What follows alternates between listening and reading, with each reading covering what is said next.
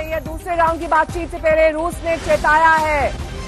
रूस की ओर से कहा गया है कि अमेरिका के इशारे पर ना खेले यूक्रेन, यानी कि जिस तरीके से अमेरिका डायरेक्शंस दे रहा है उन डायरेक्शंस को यूक्रेन फॉलो ना करे। अगर ऐसा होता है तो ये यूक्रेन के हित में नहीं होगा। और यूक्रेन के साथ बातचीत से पहले ये बयान आया है कि कई मायनों में अहम हो जाता है। दूसरे राउंड की बातचीत से पहले रूस ने अब ये वार्निंग दी है।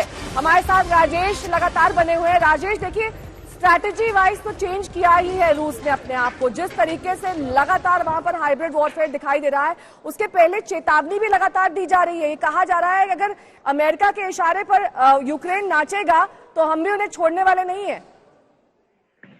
देखिए, ये तो कोई छुपा हुआ, किसी से छुपा हुआ नहीं है। एक आम नागरिक, साधारण नागरिक आपको बता देगा कि जो हो रहा है ये अमेरिका के इशारे पे हो रहा है। और वो नागरिक, हिंदुस्तान का नागरिक भी आपको बता सकता है कि जो हो रहा है अमेरिका के इशारे पे हो रहा है।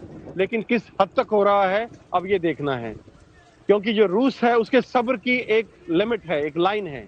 अगर वो लाइन क्रॉस होगी तो ये युद्ध आगे एस्केलेट होगा और जैसे आप बोल रहे थे विश्व युद्ध या परमाणु युद्ध की तरफ जा सकता है। मैं आपको एक और नई खबर दे दूं। अभी जो मेरे लोकल सोर्सेज हैं, जो शहर के अंदर हैं, मिलिशिया जिनसे मैंने 3 दिन पहले इंटरव्यू किया था, जो लाइव प्रसारण हुआ था इंडिया टुडे के ऊपर, उनसे मुझे खबर मिली कि लगभग 30,000 ऑटोमेटिक राइफल्स इस वक्त रूस में सिविलियंस को कीव में सिविलियंस को बांटी जा चुकी हैं। 30,000 ऑटोमेटिक राइफल्स सिविलियंस के हाथ में, जो कि अपार्टमेंट, जो आपके रेजिडेंशियल ब्लॉक्स में हैं, अपार्टमेंट्स के अंदर हैं, उनको दी जा चुकी हैं। ये अपने आप में एक बहुत बड़ी खबर है। और जैसे आपके पहले वाले मेहमान बोल रहे थे कि ये लड़ाई 100% अभी गुरिल्ला, अर्बन गुरिल्ला वॉरफेयर की तरफ बढ़ रही है और इसका नतीजा अच्छा नहीं होने वाला है। दूसरी मैं आपको एक और चीज जो पहले बोल रहा था, जो मिसाइल्स भी उन्होंने दी हैं, चाहे वो स्टिंगर हो, चाहे वो जेवलिन मिसाइल्स हो। Javelin hand held anti tank guided missiles हैं, जो किसी भी टैंक को, बख्तरबंद गाड़ी को सेकंडों में तबाह कर सकती है। और इसको चलाने के लिए आपको कोई बहुत ज्यादा ट्रेनिंग की जरूरत नहीं है। इसी प्रकार स्टिंगर मिसाइल्स हैं, जो हैंड हेल्ड वेपन है और ये किसी भी मिलिट्री जहाज को नीचे गिरा सकता है। इसके लिए भी आपको निशाना लेने के लिए या फायर करने के लिए बहुत लंबे प्रशिक्षण की जरूरत नहीं है। ये सारी चीजें जो हैं यूरोप ने जो सप्लाई की हैं, कहीं ना कहीं उसका मकसद यही रहा है। उन्हें पता है कि यूक्रेन आर्मी कन्वेंशनल वॉर में रूसी फौज के सामने लंबी नहीं टिक सकती। लेकिन जब उन्होंने ये वेपन सप्लाई किए हैं और इन सब लोगों को, सिविलियंस को बांट दिए हैं, तो ये लड़ाई एक बहुत ही खतरनाक मोड़ पे पहुंच चुकी है। आपको एक खबर और मैं दे दूं।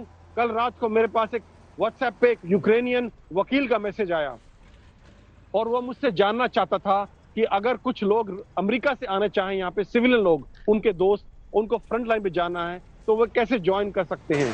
आपको ये बड़ा हास्यास्पद लगेगा कि एक यूक्रेनियन सिटीजन मुझसे, जो कि भारतीय नागरिक को, मुझसे पूछ रहा है ये चीज। लेकिन उसको कहीं से खबर मिली थी कि मैं यहाँ जो मिलिशिया उनके टच में हूँ और उनसे मेरी बातचीत है। तो वो चाहता था कि ये जो अमेरिकन नागरिक आना चाहते हैं उनको मैं यहाँ हथियार दिलवाने का और फ्रंट पे पहुंचाने का बंदोबस्त करूं।